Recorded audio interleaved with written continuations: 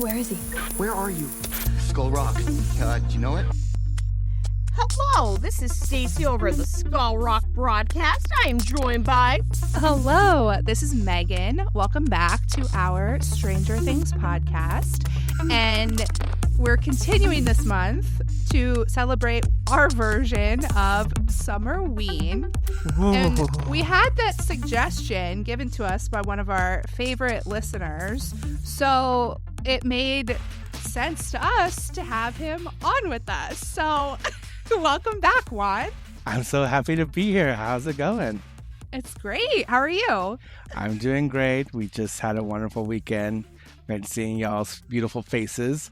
So, yes. And I am so excited you invited me to actually come and talk about this subject what I just threw out there, because you guys know that I love to dabble in the spooky myself on my channel at Up with the Sun. So, you know, it just was so honored to just come back here to chat some movies that get you in the mood for the spooky season.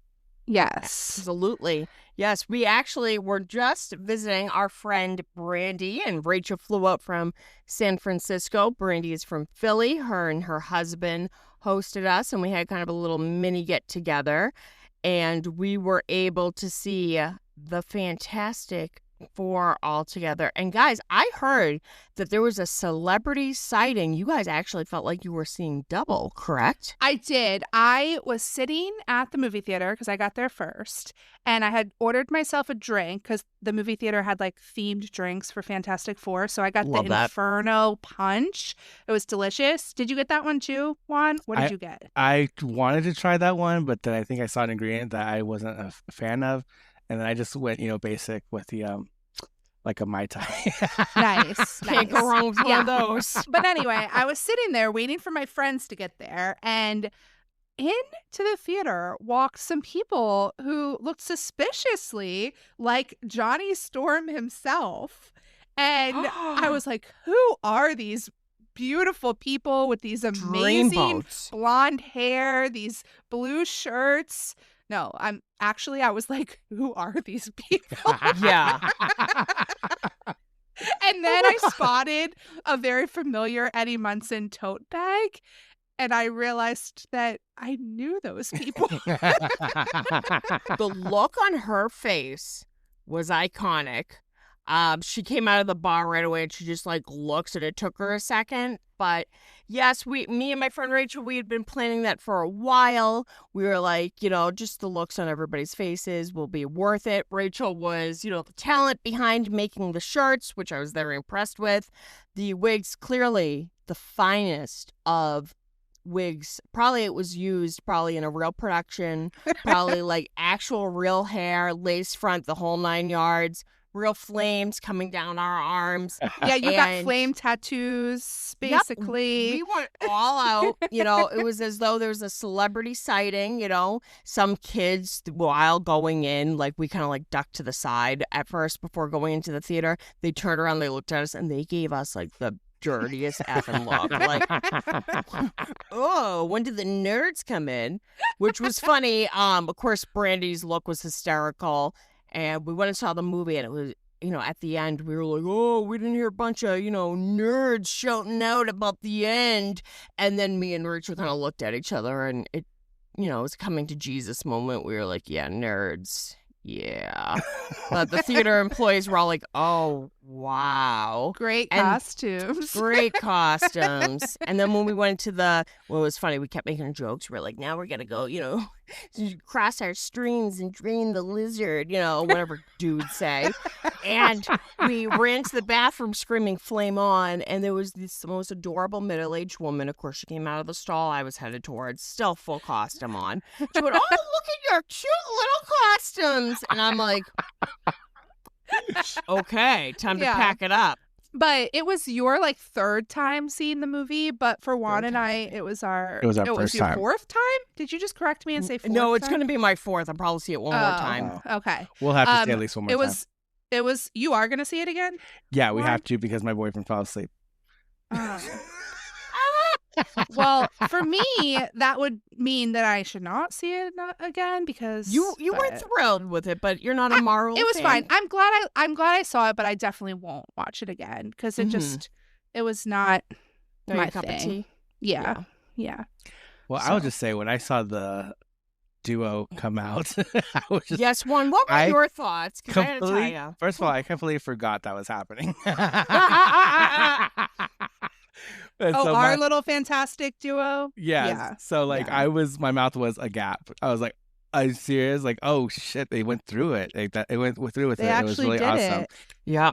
This has been in the works for a while. The time that I met Stacy, she was dressed up as a bat to meet Joseph Quinn. Fair. So knowing that This information, tracks. I would never think that they weren't going to go through with it.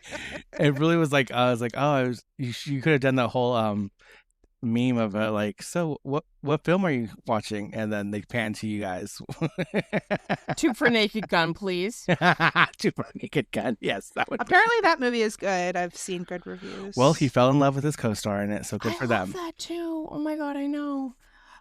But yeah, we were gonna get Andy to do Silver Surfer, but we were like, how can we do this with him driving with a Brandy CA? We're gonna do like the tinsel pom pom wig and give him like silver balloon boobs and stuff. Oh we were my like, gosh. there are some things maybe people shouldn't see, and Andy dresses Silver Surfer might be one of those things. yeah, that might have shelved it.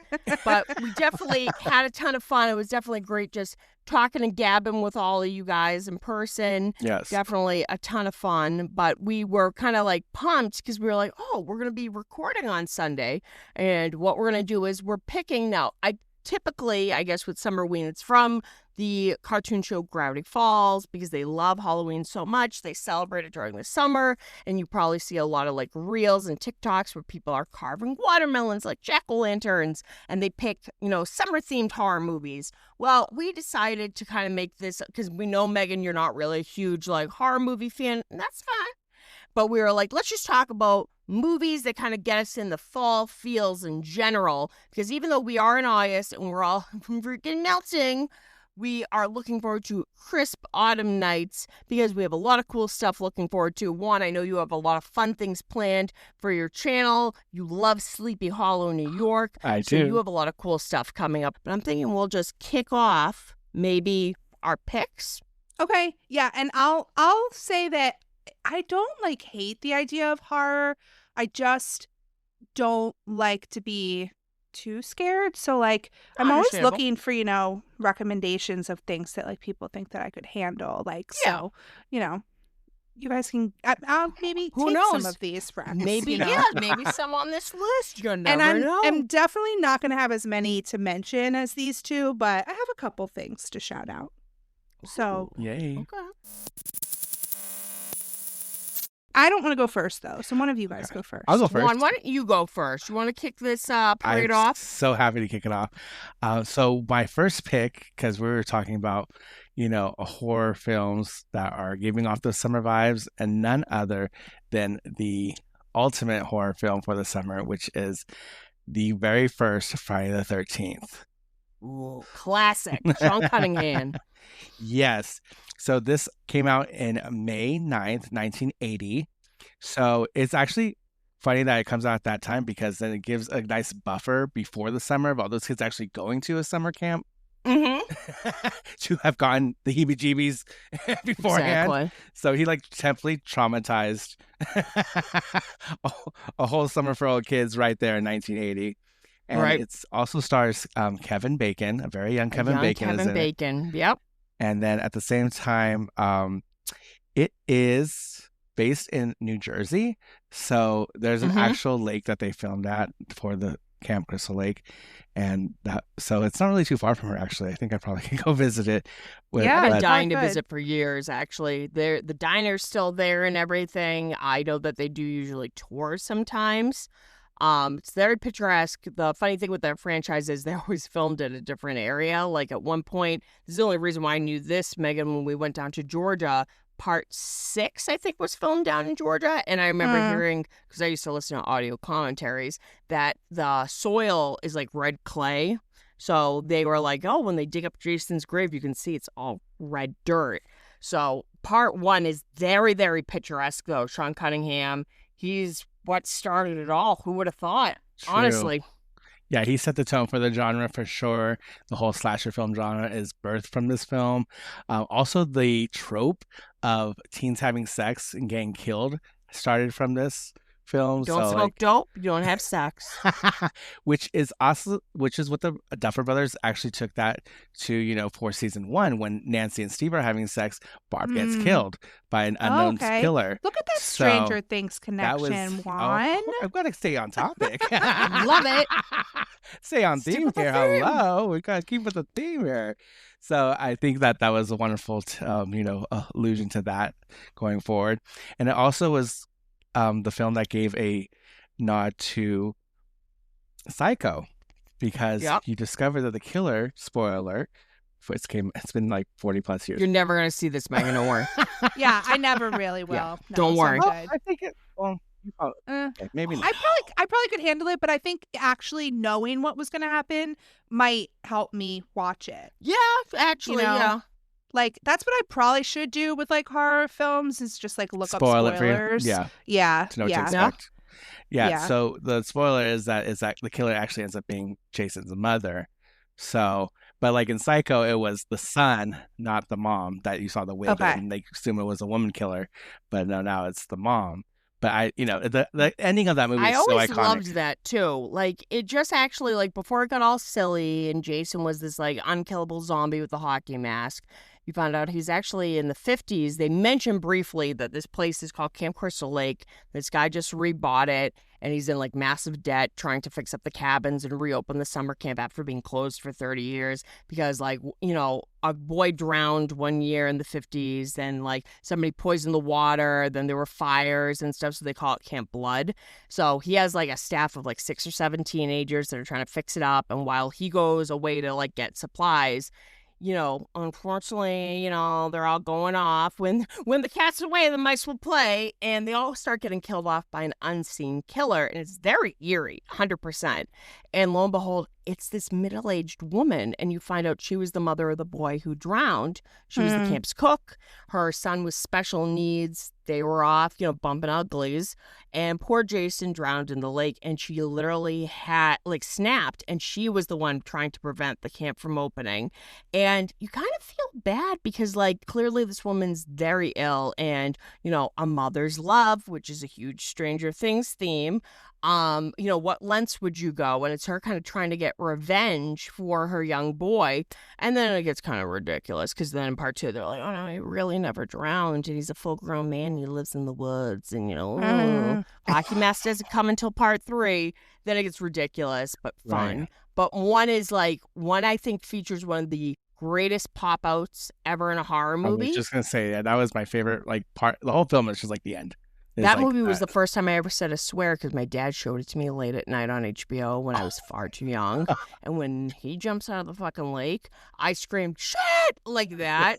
Roger thought it was hysterical, but very, very Oh. beautifully filmed too. And Sean Cunningham had worked previously in the 70s on Last House on the Left. Never see that, Megan. Horrible. That's terrifying. Yeah, very intense. So, a lot of strong content. they did remake but it too. They did, and it was actually not that bad. It was him and Wes Craven. Wes Craven was in charge of Freddy in 1984. Sean Cunningham technically made Jason in 1980. So those Okay. two big icons of slashers in the 80s, these two men did their own separate films. But no, I would say, probably it tracks that these kids probably in Stranger Things, they probably, were getting poor Steve Harrington to let them go see part 5. Can you imagine? Yeah, how that Oh would my have gone God. down. He was probably like, there's no nudity in this, right? And they're like, no, we swear. Oh my gosh. Yeah, he would totally been like all pissy about them trying to see that film. It's like, Yeah, he'd really, guys, really? Cover Dustin's eyes. Oh my gosh. And Great also, pick, though, one. Ooh. well, it's the ultimate pick. You really can at this point because the camp slasher genre is its own thing now. So It really is. Yep. so it's like, and then a lot of a lot of the summerween picks are just a bunch of these camp style slashers going forward, and it's also inspired American Horror Story 1984, where Yeah. they have, oh my gosh, that I scene love that season. is that It's a season mess, is my but it's a mess. Best but way. It's so good. It's so good. And are they at summer camp like the whole season? Yeah. Okay. Yeah, they are like in space in the 80s, honestly, and then there's some really good. And what's the one with Sadie in it? That's like a summer camp. Oh, that's right. We have Fear Street. Yeah, Fear Street. So- 1978. Okay. And then it made me also think of the new movie that Finn. Finn was in with Hell of a Summer? Hell of a Summer, yeah. yeah. So Yeah. it is its own genre at this point, and Camp Rock. I'm just kidding. Camp Rock. Yeah. I mean, I can handle that's Camp another Rock. horror. I've seen Definitely Camp could. Rock. Camp Rock. I cannot. Straight to jail. I love a summer camp movie, guys. Oh like, my God. That's why it's hard for me with these horror movies. I'm like, I love a summer camp movie. I don't know if I can handle the horror. And Adorable. if we're talking about like timeline for like when you can celebrate Summerween, you can celebrate Summerween anytime you want, because That's what even I'm thinking. the Rooftop Cinema Club, which is a group of people that like to show films around New York City and its different like wonderful locations, they actually will be having a showing of Friday the 13th, the first one, on August Ooh. 15th. Very year. nice. See? So it's and not Matt too last long. week, Matt gave us permission to celebrate Summerween anytime we wanted to. So we State feel of very mind. validated in the choice to continue talking about Summerween this month. Exactly. So I kind of did a mix of like summer themed ones and then regular ones. My next pick is actually The House on Sorority Row, not to be mixed up with Sorority Row with Rumor Willis, because that's a remake. House on Sorority Row was the original from 1983, the year Stranger Things takes place. There you go. And it's really good. The reason why I picked this is it's about this beautiful big like sorority house that's this mansion off this college campus. And there's, the sorority mother who's this old bitch. And she's an old bitch. And she basically I want to say, I'm going to kick myself if I get the wrong date, but I think it's every June 19th. She's basically like, okay, ladies, out, because, campus lets out and stuff. She's like, you got to get the fuck out of the house. This is my house. Leave. And they're always like, why does she close the house always at that date? And she's so strict about it. Well, you find out that, and this is not a spoiler or anything, but she was very older when she decided to have her baby, and she trusted this doctor who gave her some hormone injections, and let's just say something happened with the baby. We're not too sure what. And that's when her child, who is now a full-grown adult, is allowed to come and spend the summer with her. But it's, let's just say, not really a good idea. And she wasn't exactly banking on these girls who were going to throw their own graduation party. I guess the venue fell through. So they're like, screw it. Technically, by the bylaws, we can stay until the end of the month. So she comes home from the mental hospital and she's like, what are you all doing here? And they get into this big fight and they're like, you know what? We're gonna play a little prank on that old bitch. And what they end up doing is there's a terrible accident, because let's just say, boys and girls, pranks involving firearms, thinking there's blanks, never a good idea. And something happens and they all panic and they're like, well, oh my God, the band's arriving for the huge blow-up party we're going to have. And while this huge rager of a party is going on, these sorority sisters are like, what do we do? And there's some that are like, we hide the body. There's others that are like, that's not right. We accidentally killed somebody. And then there's others that are just like, you know what's a good idea? I'm going to go check the fuse box in the basement by myself. Or I'm going to go for a midnight stroll by myself. And somebody witnessed this old bitch who happened to be their mother get accidentally killed. And they are huge and they are terrifying. And they decide to put on what looks like a porcelain glass gesture mask and go after the girlies. And it is terrifying. Absolutely. You would hate it, Megan. It is Yeah, I'm not absolutely watching that. terrifying. Don't ever watch it. And it's probably it's such an underrated slasher. You usually don't hear about it. And you usually hear about Slumber Party Massacre, Sorority House Massacre. This is actually pretty well written. It's got a beautiful score. Definitely a little dated, but it's a fun slasher, 100%. But I always think of them always going like, why do they always, why does she always close the house on June 19th? And this was during the huge slasher boom. And this is one of the lesser known, but very well written slashers that came out. So definitely recommend House on Sorority Row. Nice. Okay. I only have a few things that I wanted to mention, but I wouldn't even say that this first thing is a horror movie, but it like gives you like the Halloween vibes, I would say, and I'm a big fan of it. And it's obviously a movie, but I've also seen it done like as a live performance, and that's Rocky Horror. So that's a Rocky great Horror one. Picture Show. Yeah. So, I mean, I can't even remember. I feel like I watched it in high school for the first time, but it's just so fun. Like, and I didn't do the research to like look up when you could probably tell me when this movie came out, because that's a superpower of yours. 74? Something like that. Yeah. But it has like horror vibes because they get lost and there's a storm in a big house and all of that. So it's just so fun. And at my college, they like did the actual like live show when I was there. Ooh, So that I must have got been to like fun. my roommate was in it, so I got to like go watch it. And I think it's cool. And I don't remember where I learned about this. Maybe in like a book that I read. But like they'll do the showings of the movie where there's also like a shadow cast like performing. And I've never gone to see one of those, but I would love to. So much fun, Megan. Because So there's fun. like the call and response and stuff like that happens during it. So It's iconic. yeah, I think I mean, everybody loves Rocky Horror, right? Like, What's your favorite song from Rocky Horror? probably the Time Warp, Everybody loves basic. but it's great. Yeah. I love his ending song.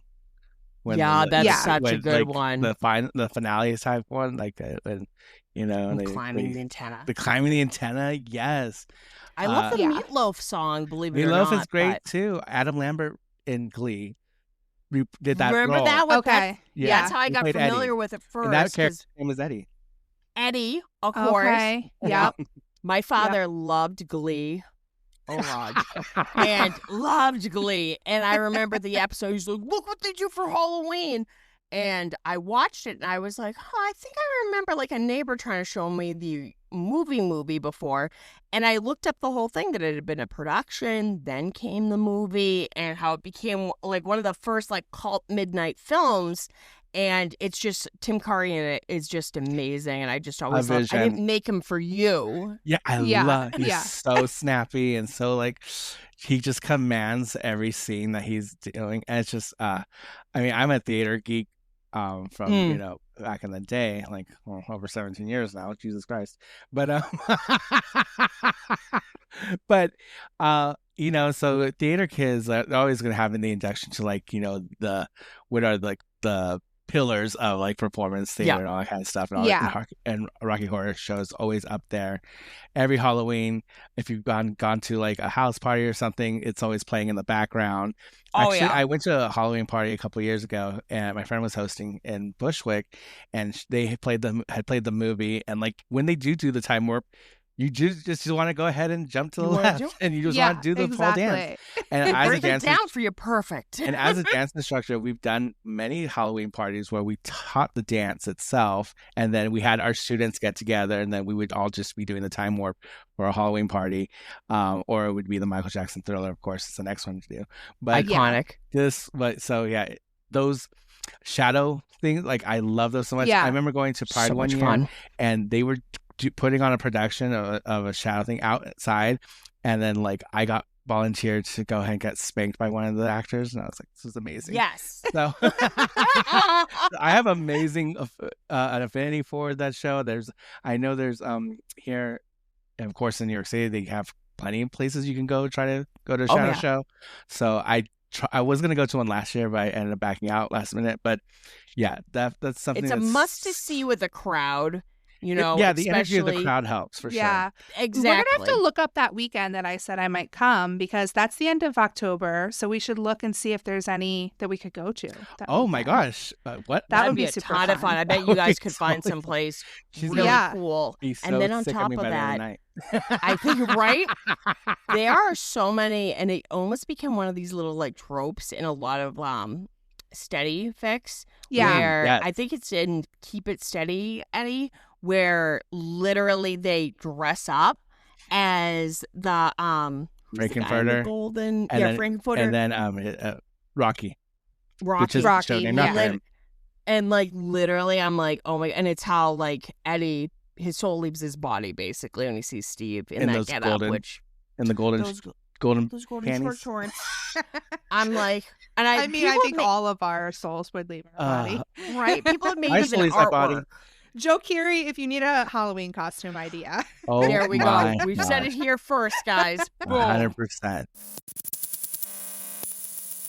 Midsummer can run because 2004's The Village crawled first. We cannot, you can talk about The Village. We're not talking about Midsummer because I have seen that movie and it was completely traumatizing for me. That movie, yeah. We're The talking about Village? The Village. Oh my, Starring Joaquin 2004's Yes. M Night. M. Night Shyamalan. I'm just Yeah, kidding. I'll No, never it's M. Night watch Shyamalan. it. No. Oh my God, Megan, I have to tell you. So this was right off. He had done in '99 Sixth Sense, which was his huge breakout movie. Oh, is anybody? 2000 I don't want to talk about that movie either because we've talked about how that movie traumatized me on the Yeah, podcast no. before. Oh. So, What And then movie? he did Signs, but Sixth Sense. The Oh. Village was his big, like, third, most anticipated film. Even the trailers were terrifying, but that is such a beautifully shot film, and it's so terrifying. And in my eyes, until Split, that was his last truly good movie in my eyes. You So didn't one, like what Lady in the what Lake? appealed to you? Lady in the Water. Nobody likes Lady in the Water. Nobody. I've never Okay, even I'm heard of nobody Lady then. in the I'm Water. just Bryce kidding. Dallas Howard plays a mermaid. It's a piece of shit. No, she's Sorry, not a Bryce. mermaid. She's a goddess. I do remember hearing Water nymph or like something. She gets taken from a bird comes and collects her. It's great, Stacey. okay. Stacey's just leaving. She's leaving the podcast. This is me. This is the end of Skull Rock podcast as we know it. I've completely offended Bye. Stacey. It was taken down by the Lady in the Water. I keep saying Lady in the Lake. Yeah, Lady Everyone in the kept Lake calling is it a that when it came book out anyway. But I'm talking that about they made The into Village. into a TV show, and I did read the book because it happens in Baltimore. Anyway, Okay, Anyways, what is the Village about? sorry. It's first the premise is like you think that is a village based in the 19th century. All right. I think one of the cold opens is they're actually at a child's funeral, right? And Yep. the village elders are upset. A young Joaquin Phoenix stars in it, and but then he kind of gets sidelined, and Dallas, what's her name, Bryce Dallas Howard gets Mhm. front and center stage, and she's actually blind.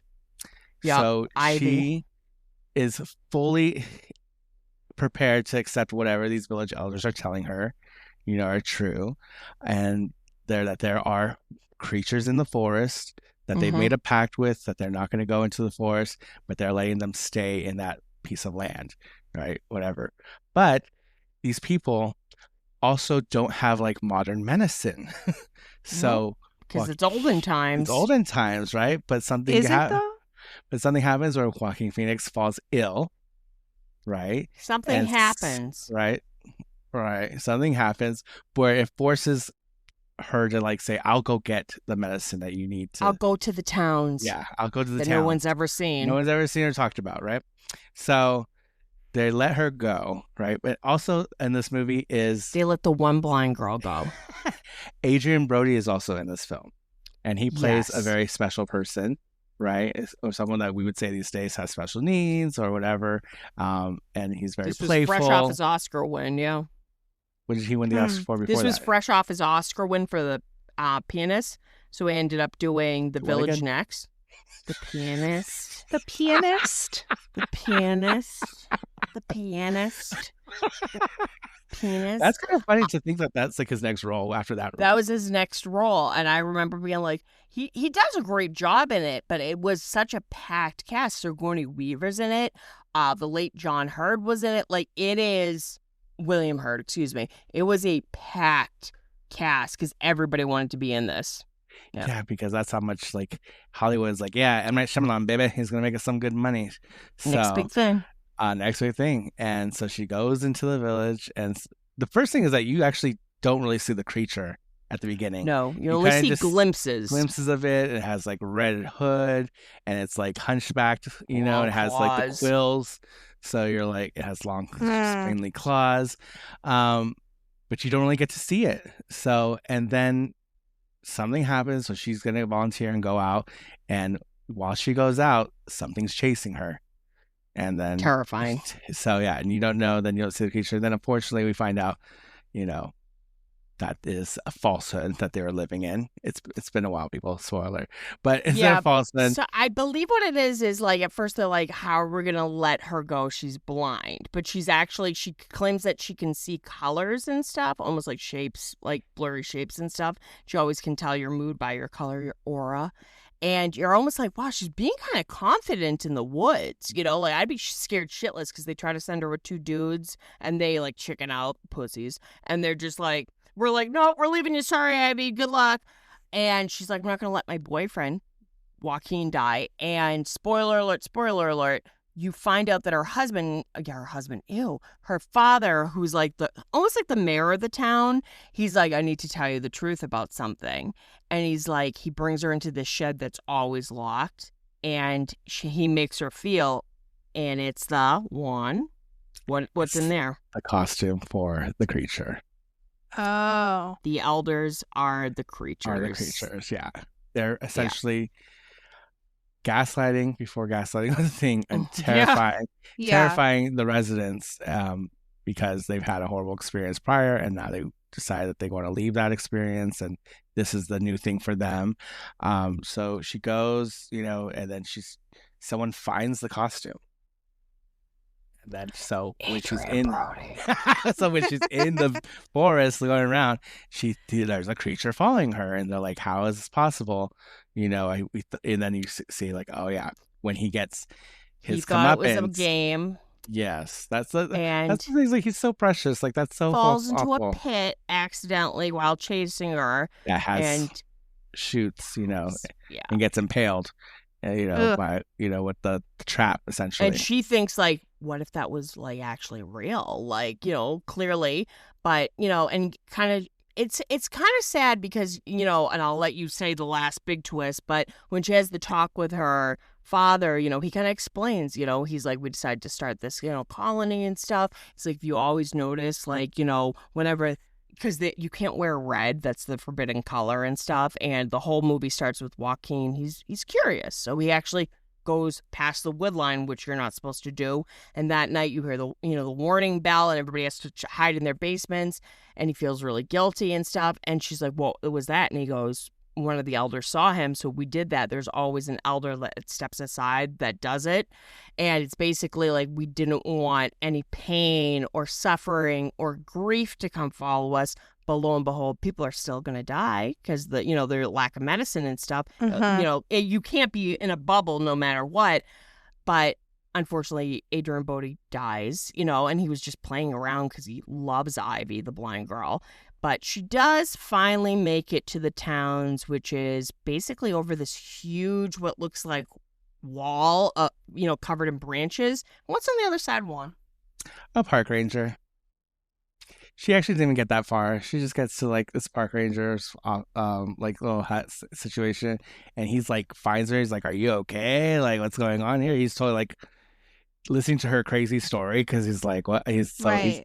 She's so dressed they're like like a colony so girl. close to this just civilization. Like, You find out that actually her like last name Walker, her dad was like a millionaire, and back in the 70s he met all these other elders in Philadelphia. It actually takes place in Philadelphia. Like all of his things takes place in Philly, which I always find really cool. And it's at this nature reserve that he bought, and he basically paid off it to be a no-fly zone and stuff.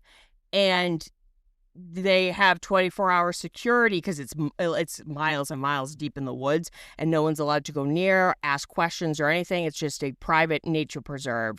But you find out that basically, William, Hurt started this years ago in, like, I think it was a grief support group, because every one of the elders had lost somebody horribly in the city, and they thought, oh, well, this, we'll start our generations, we'll start this huge, myth to scare everybody from ever being curious and venturing out.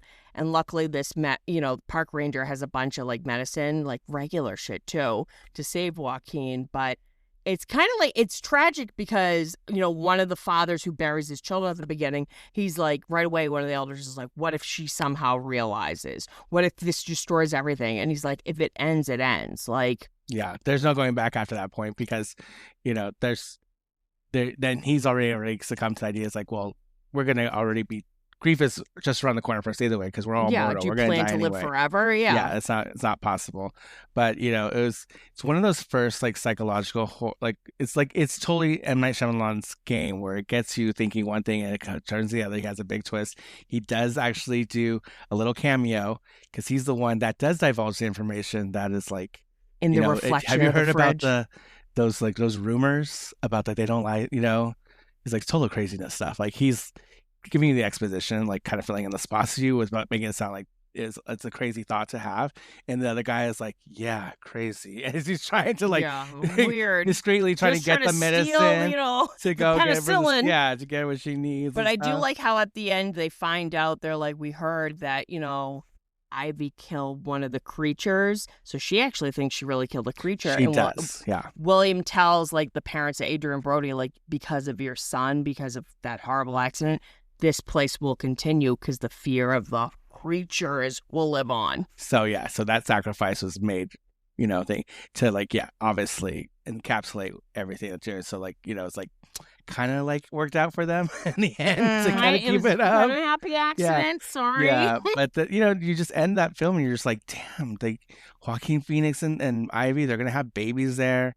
And like they're just also going to be living within this fantasy, this lie.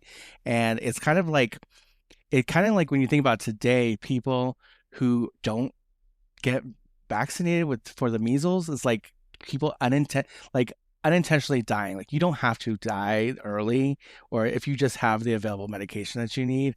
So stuff like that kind of makes me like, oh, that's scary. And then you hear about that other town of a whites only town being created out in Kentucky or something like that, or Tennessee, and like they're just trying to. It's like a white Christian nationalist city, but it's just whites only. But even then, like, are they just gonna like fly in just white doctors and white nurses and white, like, you have to think about the infrastructure of it all. And because these people were trying to live without infrastructure, they're still going to have like the worst thing happen to them. It's all built on an idea, right or wrong, crazy or not crazy. And unfortunately, sometimes you're doing more harm. And I think M. Night, he did a really good job showing that, it was based on an idea, we'll shield ourselves from the horrors of the real world, and really they were almost doing more damage than good. Yeah. But, and very beautifully written. Definitely some social commentary there too, for 100%. Yeah. It's all back in 2004. So it's like, we still are dealing with these things in today. And so that's the real horror, is that like, of you encapsulating yourself away from the truth. Only to do more damage to yourself and, those around you that you bring along. So, and, it's set in a forest setting. It's very autumnal. What's the word? Autumnal? Autumnal. Autumnal, whatever. Look how I didn't say one damn word. Very autumn-like. Yes. So ominous. It's very ominous. That too. And I love the photos of that creature, though. If you actually get to look at it, the face beautiful looks so design. cool. I think Rick Baker worked on that effects artist. So very beautiful work. My next one, believe it or not, I decided to do a modern one. The horrors of modern technology. Ooh. That movie is 2020's Spree. Oh, I'm glad you brought up Spree. Yeah. I found out about it during the pandemic. It's very rare that I'll do a blind buy and I'll just buy physical media, like make that investment. It was during 2020. I ordered it. It came out, I believe, in November. And unfortunately, due to the pandemic, it did not really have a theatrical release. And if it did, it was very limited. But it's kind of an ingenious idea. And I think, like, usually found footage movies, I still claim that the Blair Witch Project, which takes place in Maryland, is one of the scariest of all time. Everybody makes fun of it and stuff, but at the time, it was genius marketing. Everybody thought it was real, but then like everybody started doing it. There's some good ones, there's some not great ones. And this one, originally, I was like, oh, I'm not too sure about it. But I'm like, I like that actor, so let's see what happens. And Uber and Lyft and stuff, it was very, very big, but also very, very scary. They started that policy after that horrible tragedy of the driver needing to say your name, and it's scary because if you think about it, yes, you are getting into a strange person's car. And even though you think you're doing the right thing by maybe avoiding drinking and driving, you are taking your life in somebody's hands. Mind you, yes, they are through the app, but you never know, and vice versa. The poor Uber could be picking up a nut. So it's basically it takes place in Los Angeles, and a lot of people try to see it as a straight horror movie. It is a satire. It is almost a dark comedy, and it's not taking itself very seriously. And I would like to believe that Kiri kind of took it because it's so far from Steve Harrington that this was a very interesting choice. And also it's making fun of what was consuming people at that time, that everything was social media. He says this chilling line, if you're not documenting yourself, you might as well not exist. And there is, unfortunately, that mentality that people are glued to their phones. They need to document everything instead of living in the moment. Everything needs to be on social media. Everything is for clout, numbers, follow. And he just plays one of those really cringy content creators that, he's like, it is a numbers game. And you hear about how literally he's just trying so hard to become internet famous, to be seen, and it's just so cringy, but so funny at the same time. I'm always saying, like, he's making fun of people that literally are chasing that high of seeing the numbers and the views and the people that tune in, which I think is just so hilarious. But he plays Kurt, this it's just called Spree because, Lyft and Uber would have sued their asses off. But he decides to go live one night because he has all the cameras, get your rig together. And it's all in his car with the cool little, lights. And it says that before he never even reached like double digits with his, station, with his DJ mixes and YouTube tutorials of him doing the, the vape. And unfortunately, what he ends up brainstorming is this thing called The Lesson, #The Lesson, or as Ariana Grande's brother would say, #blessings. And he decides to try to go viral, which he ends up doing, but in the worst way possible. Because really what he is doing is murdering people. Picking up his customers and murdering them. Let it be running them over to, I'm a gummy bear, to giving them poisoned water. And it just escalates more and more. He becomes infatuated with the stand-up comedian who has the numbers he so badly wants. And he does such a good job. Like, even though, he clearly it's a satire, it's not meant to take itself seriously, but Kiri just looks like the boy next door, especially with the haircut they have him in and stuff. And he's such a try-hard, he's playing a try-hard that he looks so innocent, but he's got like this crazed look in his eyes. And I think that's almost scarier. It's like when Darren Criss played Andrew Cunanan. Like, you're used to him playing this really like, friendly, iconic character from this nice TV show, but then you see them play kind of this dark, twisted psychopath. And it's just so much fun. It's one of my favorite movies of Kiri's, but definitely something that you can watch any time of the year. But I think with a Los Angeles setting, it definitely has the summer feel. But then you see him, covered in blood. And he's like, you're following me, and it's just so much fun. It's just so ridiculous. But Spree, so much fun. It's American Psycho meets Taxi Driver. That's a perfect way of putting it. Love that. That's awesome. What were your thoughts, Megan, on Spree? I love Spree, and it's like I can handle that because it's kind of like silly, you know? Yeah. Like, and it does, it's so over the top that it's like not really scary to me. Yeah. Like, it is kind of scary to like think about you're getting in a stranger's car with, you never know what could happen, but like I feel like it would be more scary if it was more like psychological and you didn't know what was going to happen. Like it was not really like you kind of understood what was happening, and Yeah. like you were like, this is so absurd, like this guy's so crazy that it's like so over the top that it's not realistic, so it's not super scary to me, if that makes sense. Yeah. Like, But it's also those ones that you don't expect it is the worst, you know, like because he is so like funky, charming kind of person. You're like, so you're not really gonna like take this guy seriously at all. Yeah. You know? True, And then true, he gets, true. and then it's like it's the last person you expect. And I just Yeah. love the double entendre that, you know, the app is named Spree, but he's going on a killing spree. So. yeah, Boom. yeah. No, So that's much fun. perfect. It Love is a that fun movie. film. I like the actress, she's the African American one with the Yes. I love her.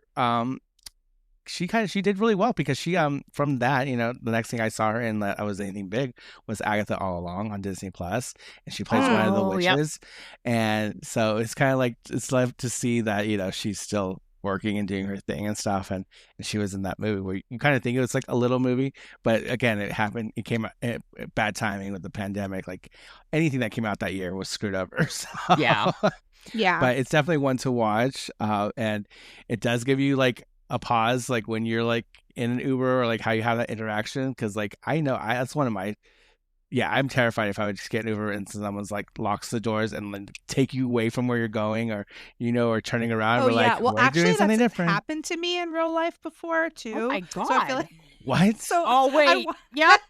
Did I tell this story before? You told it to Like- me privately. Oh, Feel not free on a to share. podcast. So it was a zombie bar crawl, which is funny because fits for our episode. And I Yeah. was in college, and it was a taxi driver. So it was like 5 of us in the taxi, which I don't really know how we all fit Jesus. I was in the going to say, taxi, damn. but Sitting there on was people's 5 of laps. us, and two couples and me, and we were dropping off one of the couples at our college, and then me and my roommate were gonna go to her boyfriend's apartment to spend the night, and that we dropped off the couple, and we're pretty sure that they gave the cab driver money, or at least like Brandon, my roommate's boyfriend at the time, thought that they did before they got out. So then when we got there, like we weren't giving him as like what he wanted. Like he wanted more money than we were like giving him.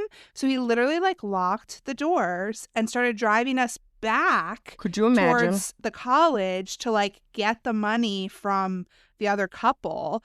And I had to pee. Like the reason I remember this so much too is because I had to pee like so bad, like the worst Or Megan amount was of having to pissed pee herself. in my life, and I was just crying because I had to pee so bad. And I have no idea how, but somehow this cab driver got pulled over, and thank goodness, because I I would've don't know been what was going to screaming. happen. Like, I don't know how he got pulled over. I don't know if Brandon called the cops while we were in the car, or it just was lucky that we got pulled over. So then the policeman ended up taking us home, like back, and Like, how did they rescued think that us was from gonna the be crazy a good idea.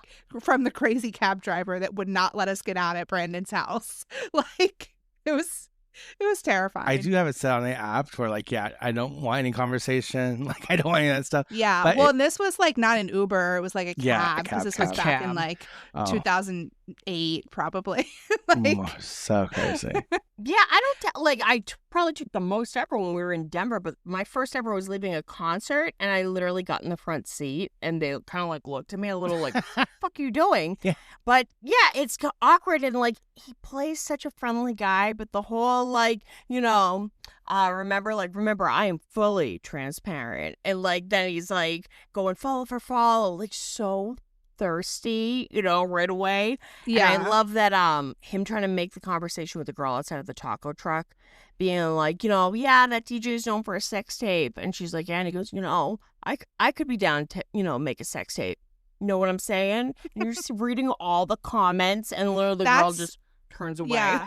That's so overwhelming about that movie, is because it's like you're seeing it as if you're like watching the live stream too. So you're also seeing all of the comments coming in like live, which is kind of like trippy. So it's pretty cool. Yeah. I love that I got that movie signed by him. It's a classic. That's such a great thing to get that's super signed. cool. And that you got it signed like the VHS, right? Mm-hmm. That's Yeah. it. That's He's awesome. like, I'm collecting VHS. And I'm like, marry me. Of course you are. Of course. But no, that's definitely a great pick. Now, what's your next one, Miss Megan? So the next one I wanted to talk about was Casper, Yes. which is a classic. And 96. It's funny that I liked that movie as a kid, because I've always been kind of like, no, I don't like scary movies. So I feel like a movie about a ghost, I would have been like, no, but Honey. I did watch it, and it was the most adorable thing. And of course, like, I had a huge crush on Casper at the end, like everybody else. Oh my God, Devin It came out in Sawa. 95, actually, because this is the 30-year anniversary. I was talking to Mandy, our friend Mandy, right before we recorded, and she told me that they're actually re-releasing it in theaters this fall, like October 3rd or Ooh, something like that that. would be fun. So I'm like, oh, I definitely need to try to go. So yeah, I mean, it's just a classic, and it's so fun. Like, I remember the part at the end, like with the big machine that they've made, and it's almost like a roller coaster. Like, So that's cool. just Yeah, so in the fun house, and yeah. iconic. Like, and I mean, it's sad, right? Because they're like trying to like figure out how to like bring back the ghost. I'm trying to like remember Bring back exactly Casper, like I the believe. details. Yeah, but I probably like, haven't seen it in 30 years. wasn't it something with the mom too? The that mom died, and that's why Bill Pullman, shout out to Bill Pullman, he's trying to like communicate with the dead, and that's why he's Yeah. obsessed with Ghost. The Yeah, house is yeah. beautiful, I remember.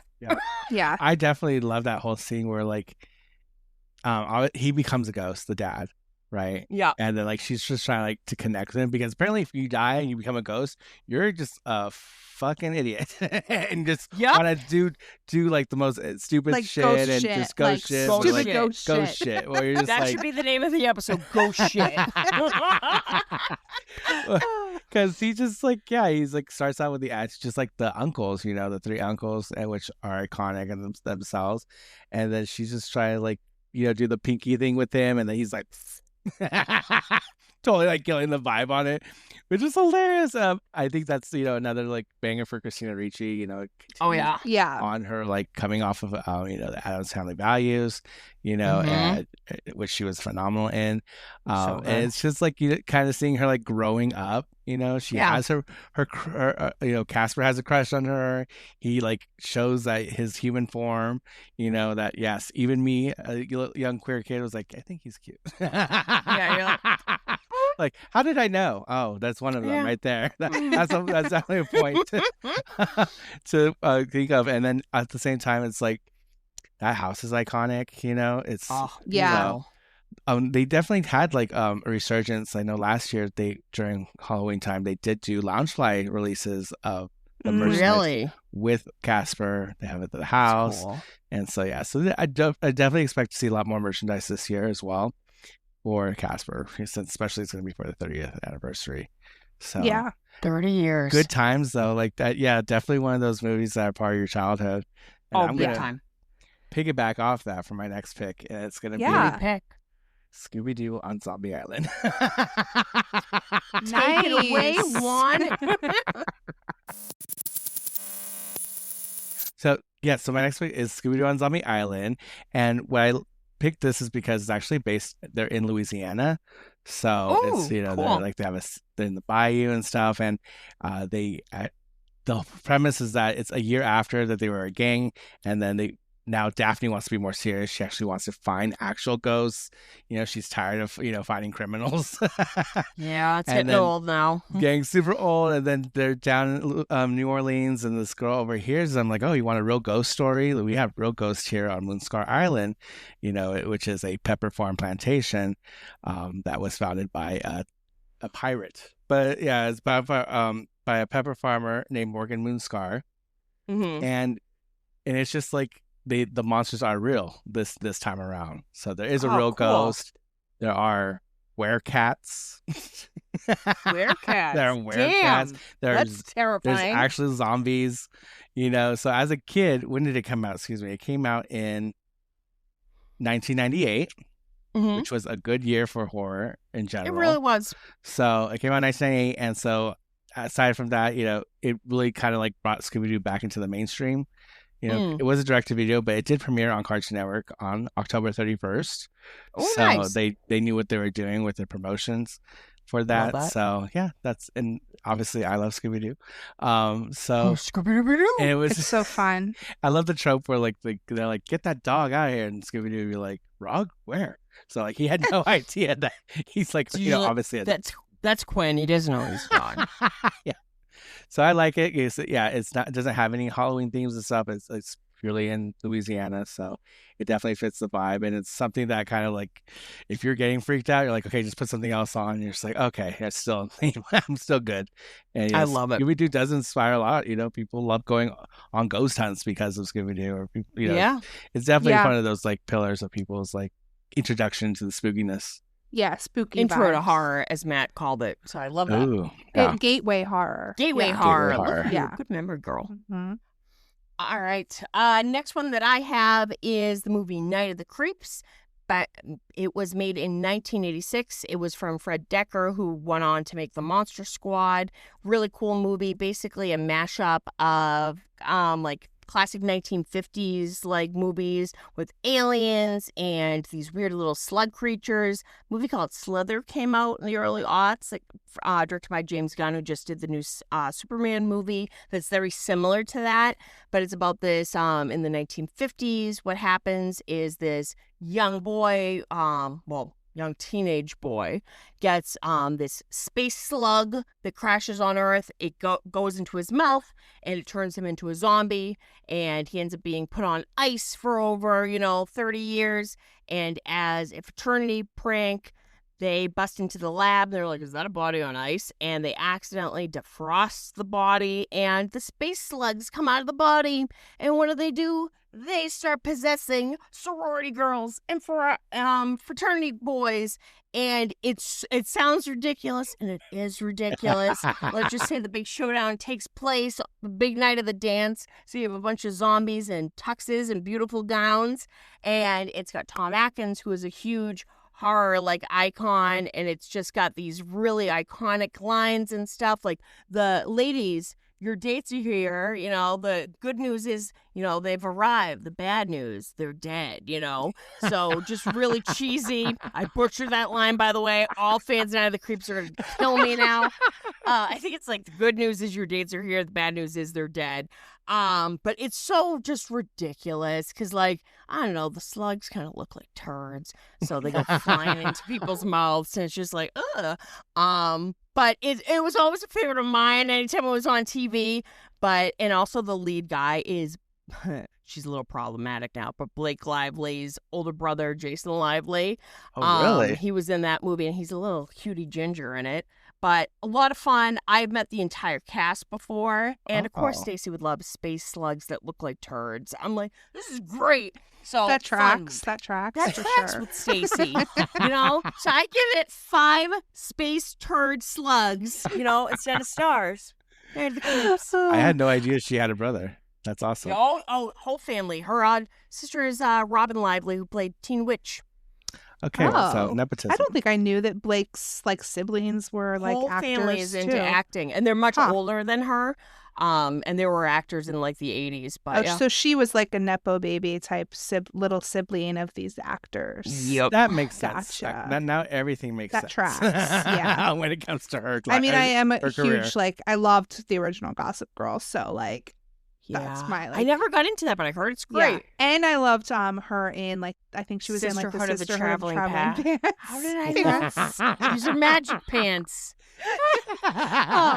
But so I just thought of this one, so I'm gonna put it in because I thought I didn't have as many as you guys, but there's a couple like honorable mentions because they're TV shows, but Ooh. I like say that I'm not into spooky stuff and horror, but I am a pretty big fan of like vampire stuff, so like You are. Okay. like I loved True Blood for Oh, one. yes. Oh. And the Vampire Diaries. Like, I got into the Vampire Diaries super late, but like that's total like spooky vibes. Oh, 100%. It's like 100%. witches and vampires and Werewolves. both of those shows like I love so much. And then I mean, if you do want to talk about a movie, I would say I love those two things more than this, but like I did like Twilight. Like I liked the Twilight series. So we'll go with Twilight for vampires and spooky question. autumn vibes. Does Vampire Diaries have like a really good Halloween episode?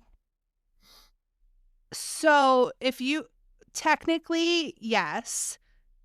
If you want me to like send you that specific episode to I would watch, love is to that watch what you want? that. Okay, Yes. because you could watch the episode.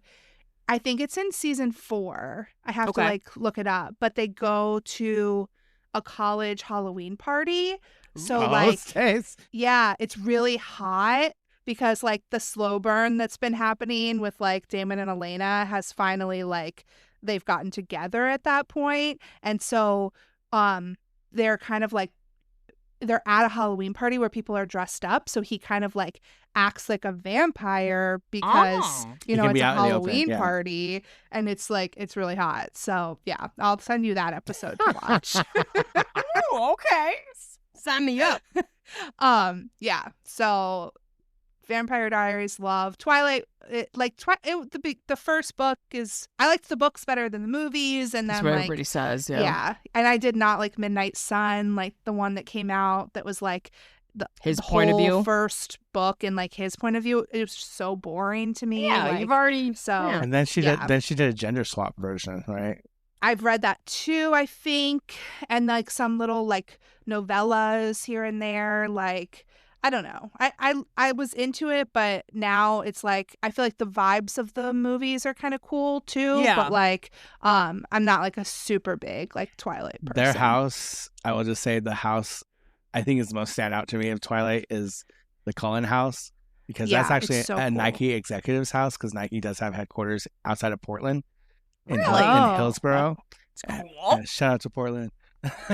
So like that is like an PDX. actual house. So that's so cool. That's a real house, yeah. So I'm Yeah. sure that house gets Sneaker a lot of house. drive-bys, really, just to see the house. And I think Lego is gonna release that house set. I saw that. That would be That's so cool. cool. That's gonna be Yeah. really fun for people who love architecture because it's like Yeah. it's this beautiful like modern, like Yeah, with like mid-century mid-century modern. elements to it. Ooh, It looks I like that. gorgeous. Gorgeous, Yeah. it is gorgeous, and the setting is right because it's super green up in the Pacific Northwest for sure.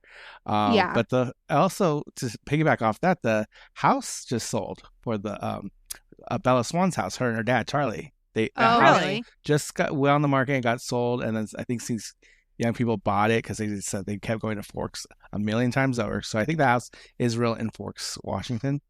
Okay. That's cool. Yeah, So and if I was anyone's out in interested- Washington for the first time, and I like want to go back because it would be really cool to like go to like the beaches there that are Yeah. like They in look the gorgeous. movie and stuff. Like it looks very Spoiler alert: picturesque. those beaches suck ass.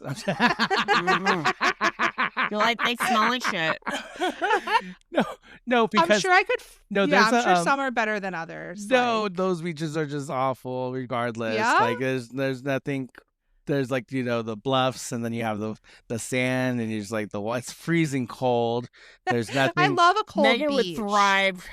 It's freezing. It's freezing cold. She's like, it's beautiful. And it's just like I don't know. I'm biased because I'm from Southern California, but Yeah. aside from that, though, it's just like I went to like the place to see where the that famous rock in the Goonies or something like that. Oh, There's like a yeah. famous Yeah, rock, yeah. and like that is just like I think it's outside of Lincoln City in Oregon. Astoria, Oregon, though. I would love to go I heard there. beautiful. I'd love Yeah. to Yeah. go there. But sorry, that I just had to piggyback on what you said there. Love that. crush my dreams. Sorry, Yeah. I mean you're gonna. It's if all you, shit. If you go there, you're gonna be there. Expect that Jacob Black is gonna be like, "What's I going on, know. Loca?" No, Yeah. I'm not gonna see Jacob like No. running down the beach at me. Like I'll definitely be disappointed. damn. Team Jacob or Team Edward though? Team Jacob. Team Jacob. I need those. I Team need a little Edward. more. A little more to hold Yeah. down to. I know. Yeah, I I was need definitely body Team heat. Edward. I need a Yeah. little more. I mean, Like I was Team Gale too for the Hunger Games. Like I know. Really? Controversial. Team PETA.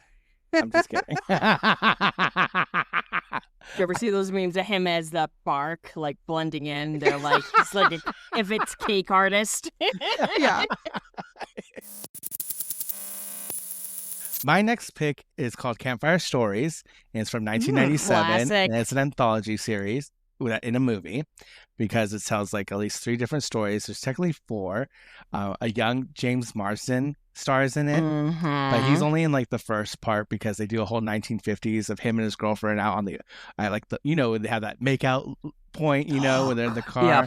and then there's like over the radio they have an announcer saying like a psycho has left or has got escaped or something, and then he has a hook, and so they hear some stories, like they're kind of ignoring that, but then they hear noise and he goes to go check, see where the noise is, finds Idiot. nothing, comes back, he's like, let's just go to the drive-in, and they're like, okay, they get out of there, they go to the drive-in, and then like he goes to go check on something, like I think he goes to get like tickets or get drinks or something for them, snacks, and then there's like a hook hanging off of their door. So that kind of like sets you up, Ooh. because it's all based in urban legends, so Yeah. the hooked man is like pretty much like a famous figure in urban legends, which is kind of funny because that's the same year that I Know What You Did Last Summer came out. Terrifying. And Maryland. so they're kind of ping-ponging off each other in that sense, and like it's like, so they took that trope of a hooked man, and then they cut to this group of friends driving wildly, like dangerously in these back roads, and then they crash. And so they crash, and then like the car is fucked, so they got to get out of the car, and then they decide to go and kill time till they can get help, like roadside assistance or whatever. I'm sure that didn't exist at that time. At No least that's- AAA. no AAA or whatever. Like it probably could, but like I didn't know at the time. But so they go and they see this old like dilapidated church, and they decide like this is like the point where they're gonna go ahead and tell campfire stories to pass the time. So they build like a makeshift campfire, and they go into the first story. And the first story is about this honeymoon. So it's about this couple that are newly engaged. They're newly married. Excuse me. The So they only go- thing I remember from that segment is after the guy has sex, he like he runs yells out. out. Yes, He runs out. It's like, I'd be like, you great pig. sex. Like, and then he runs Yeah. back in. They do it again. be like, first time, buddy? Like, man. I mean, it was the 90s, so. I'm like, men are pigs. Sorry. But I just remember watching that segment specifically because there is a sex scene, and like the camper is clouded, so she has like her hands on the glass, and then you see these 2 monstrous, like almost werewolf hands, like placed on the glass where her hands are covering it, Oh and my god. and you're just It's like, like Titanic. yeah, That's what I was but- thinking too. And then, he goes out and hears stuff. And so he goes to like go after it. And then he gets taken by the creature. And then it tries to come into the RV, and she fights it off. And then the next morning, like the cops come in and find her because she hasn't had back from her husband. And she comes back, and they're like, just keep looking forward. Just keep looking forward. And then this whole time you're hearing like the scrape happening on the top of the roof of the RV, like creak, creak, creak. Like it's like just awful scratching sound. And then she turns and she sees her disemboweled husband dead, swinging back and forth. It's his wedding ring that's been scraping across the top of the roof the whole time. Oh my I'm god. I'm glad he got laid at least once before At that least happened to him. twice. Yeah. It looks like he was hitting it from the back. So, because Well then. it's the only way her hands were placed there. Yep. So then it cuts to the next story, which is the one that scared me the most, which is like, it's called Humans Can Lick Too. And it's about this little girl who's in a chat room, and she thinks she's chatting to somebody, and then she talks about her dog. It's like, oh, you have a dog? She's like, yeah, I have a dog. And then, like does he lick you? Like, yeah, he licks me. And then it says humans can lick too, and she's like, okay. And then she's supposed to be babysat by her sister, but her sister leaves the house, so she's actually home This alone. is awful. What year Yeah. did this come out in? 1997. 98, excuse me. wow. 98. 98. Oh, And sorry. There was already chat rooms then? I guess so. yeah, huh? she's like on some like AIM. AOL. Yeah. And so she's having a little chat room, and she goes to her like the power cuts off.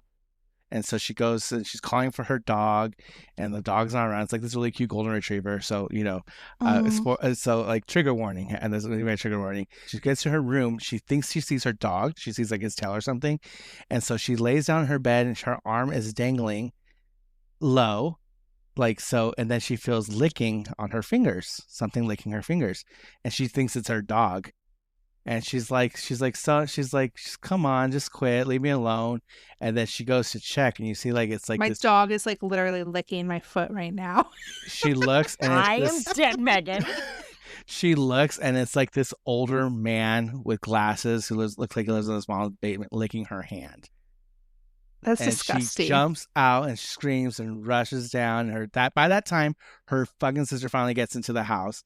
She tells her sister what's going. So she there's a man in her room. They go and they rush into her room, and then they look. Go back up the stairs, idiots. They all right. go and they look and they go and they see that her window's open, so the person escaped. And they look under the bed, and the dog's dead. He killed the dog so he can take the dog's place to lick her fingers because he's a perv. And That's so disgusting. Megan, that- guess what? I'm really under your desk. that terrified Hey, me for podcast so partner. I couldn't put my hand below my bed for a long time. I didn't want my window I didn't How want to be old were home you when you alone. watched it? It's Like, where's 98. Quinn. Watch for your dogs. Yeah, let's find Quinn, please. Yeah. So I was too young. I was thinking I was like 8 years old when I saw this movie. But so that's the second one. And then the final one is Go where find him. Oh, there he is. Thank Christ. not scaring the ladies here Oh my today. God. I know. But that was like, so that's an urban legend where someone's under the bed. You think it's your dog, but it's actually a human, that's licking you or whatever.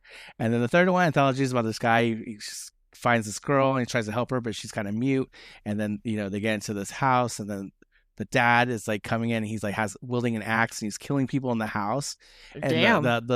and then it turns out that he's actually in a loop with these ghosts, and it's like a ghost simulation that's happening repeatedly. And then he gets the daughter out of the house, and she's wearing this necklace, right? And so he opens up her locket, and he sees like these two old timey photos, and it's him and the girl. And he just discovers, oh, he's a ghost too. So this is way before M. Night Shyamalan's Sixth Sense, And he's like, oh, it's a girl. And then he like helps her, like takes off her necklace, and then her head falls Does her off. head fall off? into Like his the lap. green Book? ribbon. Yeah. The green ribbon. Oh, Yes. God. Yeah, That's that an was urban legend. traumatizing. That's an urban legend. So that's the one it falls under. And then the movie ends where like they finish telling the stories, and they go like, let's go check the side of the road, see if anyone can help us. Let's call AAA now. Let's Yeah. go see what's going on with that. And then all his friends disappear, and then he realizes that they didn't survive the crash, that they're actually all dead. And then the characters that you saw in the anthology were like the paramedics, the response team, the emergency crew, Oh. parts of his friends that they're all on gurneys and stuff. And I like, don't remember that. so that's like, Just that's remember how the that- naked husband yelling after sex. Wow. That's the guy, Bummer. that's the actor from The Office Space. Oh, really? Ron Livingston? Ron Livingston, yes. Burger Ah, from Sex and the huh. City. No Yeah. wonder I remembered it. I'm not going to talk about Hocus Pocus. Oh, damn. Darn it. I could have bet all of the It came out clues in the world on July. that. Could have.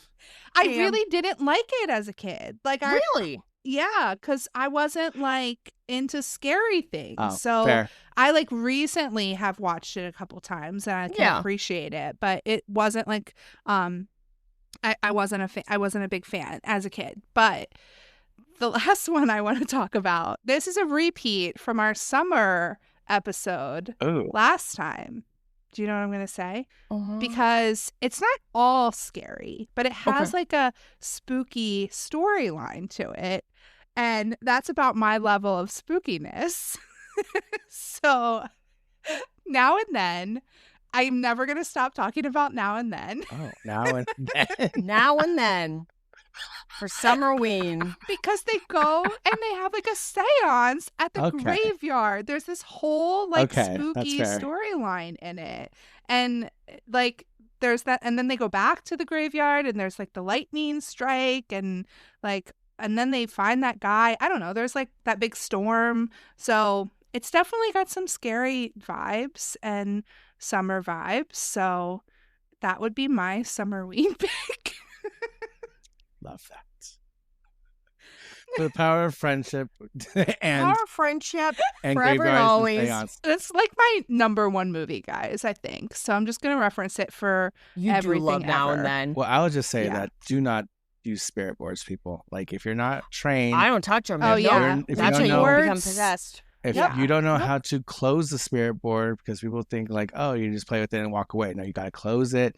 You got to like cleanse. You got to do a lot of different things. It's Yeah, such I a believe in all that process. shit. So Yep. yeah. I don't touch them. You don't want bad juju in your No. house, so No. don't play with them. They're not fun. No. Quinn will get possessed and fly around like a fucking bat. Like, I don't need that.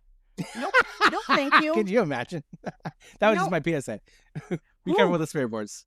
Use them once. Yeah, I know. All right. Last one, real quick, is it was actually a made for TV movie back in 1985. It was called The Midnight Hour. It is my Ooh. favorite thing to watch actually on Halloween. It is about a bunch of kids. It's supposed to be Salem, Mass, without saying it's Salem, Mass. It's called like Pitchfork Grove or something. And yeah, I know. I'm like, okay. And they break into a like wax museum because one of their like great grandfathers like founded the town, and they take all the historical like costumes and they put them on, which I'm like, what a bunch of fucking lame teenagers. Like, those are your costumes. And they go to this like huge party that's being thrown. And what ends up happening is they're, typical dumb teenagers. They read they're like, what's this, old parchment paper? Let me read, this, old, ancient spell. And they awaken all these witches and ghouls and vampires and werewolves. They all wake on Halloween night. And basically what happens is the monsters slowly start like going into the party to mingle. And, like the vampire starts biting a bunch of them, and they're like, wow, you look like crap. Like, you look really pale. And really, the person just got bit by a vampire. There's a dance montage because Thriller had come out the night before. Yeah, the night before. Came out the night before, guys. Came out the year before. So their version is called Get Dead. And it's real. I was Get like, Dead. look at the choreograph. Like, they're just all in sync. It's amazing. Choreography. But it's really cute because, like, the kind of like the nerdy guy who wasn't really being paid attention to at the party, he is wearing like a wig that I wanted Andy to wear as the Silver Surfer. It is a wig. It's wig. And he leaves, and this ghost from the 1950s with the poodle skirt on, this girl Sandy who died in the 50s, she's like, wow, what happened? Everybody looks so different. She doesn't really realize she's a ghost, which I'm like, that's unfortunate. And they have to solve the mystery, but it's very gateway horror. It's very tame. It was on ABC on Halloween night, so it's not gory. It's not Sounds super fun. scary. You would Yeah. actually like it, Megan. It's very, very cute, and it's got the Halloween vibes and stuff. It's got a young LeVar Burton from Reading Rainbow. He's in it. Aw. Big Yeah. fan. It's got a lot of recognizable faces and stuff, and it's just really, really cute. And like I said, that, dance sequence, I'm sorry, but at parties, if I saw everybody all starting to dance the same steps, I'd be like, it's a cult. They're going to eat me. Peace out. And I would No. leave, You just gotta say maybe taking the beer with me. You just gotta say I wasn't invited to the flash mob. Oh, flash mob. That's the real spooky stories, Yeah. Ooh. But no, that is my pick. What is your final pick? My final pick is something that has a nautical edge to it, and it is The Last Voyage of the Demeter. So Dracula on a boat. Dracula on a boat, baby. So this, I think it's more fun calling it that. There's obviously, Bram Stoker's Dracula has been out for a while, so I'm sure there's many iterations out there, but I'm specifically talking about the August 11th, 2023 release. And this was a newer adaptation, and it's actually based on the chapter called The Captain's Log in the book. So because Dracula is moving from Transylvania to London, he has to get there. So there is a ship involved, and it's really cool how they like have the focus on the crew, and like they're like here, like we're just doing a job, but they're moving crates and these with these dragon symbols on them, and spook some of the town people who are like Romanian, and they're like, we're not touching that, so he has to hire this other guy who saved his kid from getting hit or whatever. So they get onto the boat, and obviously Dracula's picking people up off one by one. And the reason I picked this one specifically is because he's actually a creature. He doesn't show up picking up these people off as his human self. He's not dining on board with them. He's literally is this bat monster coming in and just like grotesquely, picking off these people one by one. And it's a really Cool. it's a cool design, but it's very like the CGI is still a little like, the budget was the budget, but it's My nice friend to- told me how it ended, and I literally, they were like, they kind of still look like a bat. And I was like, so they're wearing like, spoiler alert, like the Batman, basically, that is a man, yeah. is in a pub, I guess.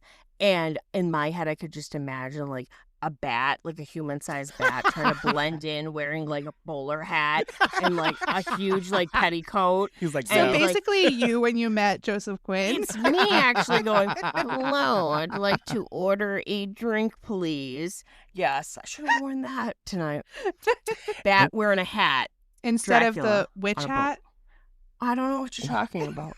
I'm not What wearing- which hat? She's imagining shit tonight. I think so. I think the Should headache be a got little her. zany tonight. No. There's a lot of versions of that thing, but I think it's like nice, simple film, because we really don't see Dracula like as a monster in that form. Yeah. And, Yeah. like we're usually him as a human and stuff, and obviously because it is Dracula, it is like one of the ultimate monsters out there, and Yeah. it's not really tied into any of the dark universe stuff. I think that's what people's complaint was, that they thought they're trying to make it open for a sequel, but guess Mhm. what, people, there is a sequel because there's more to come after he gets to London. Like, come on, Right. it's the whole story. Get with the program. He's got a lot Yeah. of stuff to do. Yeah. It's like one chapter. It's one of chapter. A long story. But it is been Exactly. depicted differently in other media. Like they have a Netflix series of Dracula, which Megan, you cannot take. Like they do so much Yeah, body no, thank horror in you. that. Like there's no way. I've read what was it called? I could barely take it.